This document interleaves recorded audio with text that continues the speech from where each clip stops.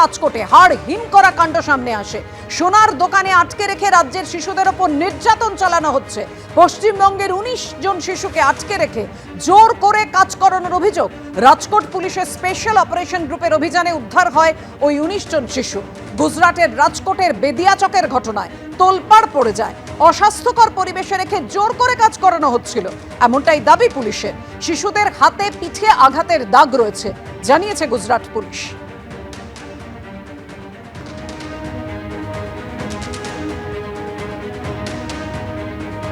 আর এই ঘটনা নিয়ে রাজনৈতিক চাপানুতোর তুঙ্গে।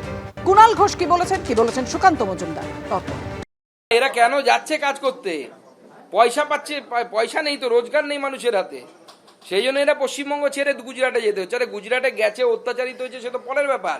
আগে তৃণমূল কংগ্রেসের নেতাদেরকে, নির্লজ্জ বেহায়া বেশরমগুলোকে বলুন যে কেন একে গুজরাট যেতে হলো।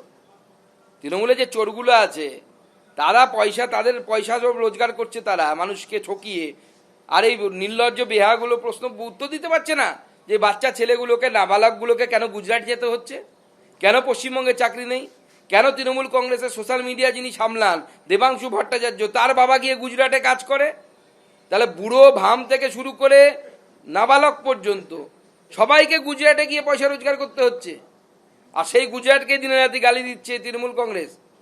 সেই জন্য আমরা বলছি, অতদূর কষ্ট করে বাড়ির লোককে পৌঁছানোর দরকার নেই, পাঠানোর দরকার নেই। আপনারা গুজরাটের সরকার অর্থাৎ বিজেপি সরকারকে পশ্চিমবঙ্গে আনুন, বিজেপি পশ্চিমবঙ্গেই কর্মসংস্থানের ব্যবস্থা করবে। আমরা গুজরাটে করে দেখিয়েছি, আমরা মধ্যপ্রদেশে করে দেখিয়েছি। বিজেপি বলে অন্য রাজ্যে কেন বাংলার লোকজন কাজ করতে বা চাকরি সূত্রে বা সেখানে যায় কেন? আরে বাংলায় অন্য রাজ্যের যে এতগুলি মানুষ আছে তার কি হবে?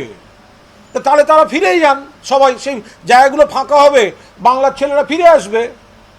তো ভিন রাজ্য থেকে বাংলায় যে এত মানুষ কাজ করতে আসছেন, তো সেটা পরিযায়ী হচ্ছে না। বাংলা থেকে কি নতুন যাচ্ছেন নাকি কেউ কাজ করতে? হয়তো এরম হয় যে একটা এলাকার সবাই হয়তো ওখানে যায়, হয় আবার অনেকে বংশানুক্রমিক যায়, অনেকে একটা কাজ করতে করতে আর একটা চাকরির সুযোগ তৈরি হলো, এলাকা থেকে আত্মীয় কাউকে নিয়ে গেল, এভাবে হয়। কিন্তু আপনারা যদি বলেন বাংলা থেকে কেন যাচ্ছে, কি হঠাৎ যাচ্ছে নাকি? বাংলা থেকে যদি আইটির এত ছেলে মেয়ে বাইরে গেছে, কেন গেছে? সিপিএম পশ্চিমবঙ্গে কম্পিউটার ঢুকতে দেবো না, ইংরেজি তুলে দেবো বলেছিল, কয়েকটা জেনারেশন শেষ হয়ে গেছে। তো ফলে আইটির গাদা ছেলে মেয়েকে বাইরে চলে যেতে হয়েছে মেধাবীদের। তা আপনারা যদি আজকে বলেন যে বাংলার লোকে কেন বাইরে আছে, তাহলে বাইরের লোক যে বাংলায় আছে সেটা আপনারা দেখতে পাচ্ছেন না।